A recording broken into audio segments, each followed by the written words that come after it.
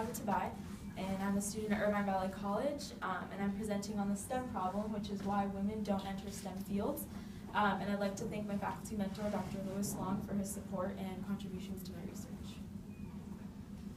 So first off, what are STEM fields? STEM is an acronym that refers to science, technology, engineering, and math. And in regards to science, STEM only refers to non-behavioral and non-health related sciences like physics or biology. So just to give you an idea of how scarce women really are in the field, here are some statistics. Only 1 in 7 engineers are female.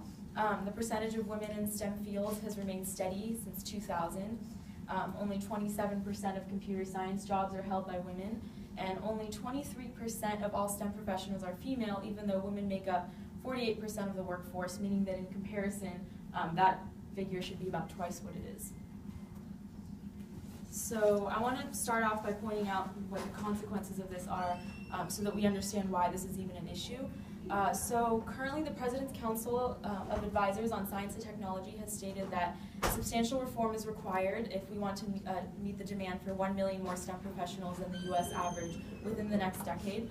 If the United States wants to remain the leading force in science and technology, we need more STEM workers. And if we limit our pool of potential STEM workers to only men, as we are right now, then we would need to decrease our standards. In other words, if rather than taking in the top 10 to 15% of both genders, we're going to have to take in the top 20 or 30% of just the male pool of potential professionals. So attracting more women in STEM fields would actually help increase innovation and competitiveness in the sciences.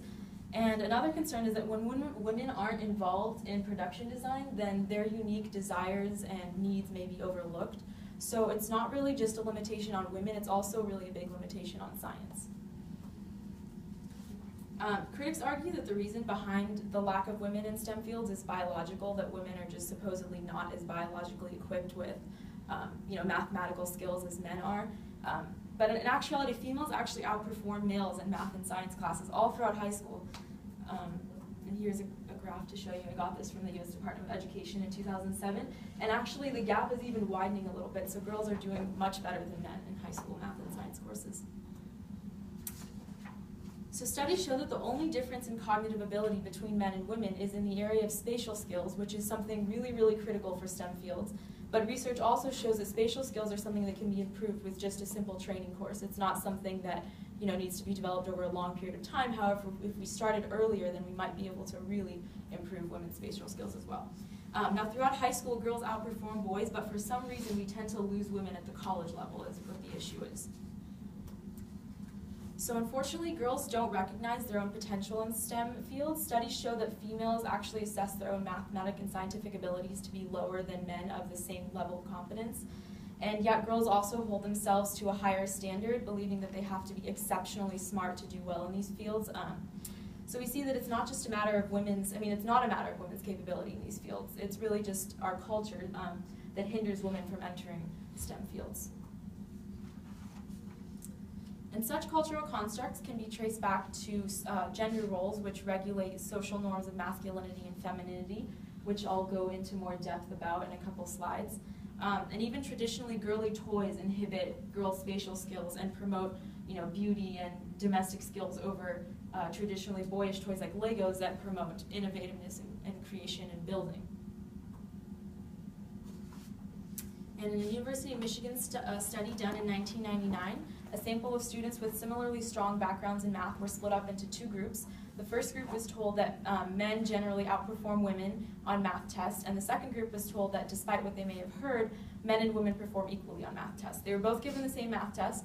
In the first group, the men outscored the women by 20 points, but in the second group, the men only outscored the women by 2 points. So, obviously, cultural constructs and beliefs really do influence women's confidence and performance in STEM fields. And maybe if girls grew up in a culture that promoted their mathematical abilities, then they might, they have more confidence in their abilities and continue to outperform males even at the college level. Gender roles are socially constructed traits that define what it means to be a man or a woman.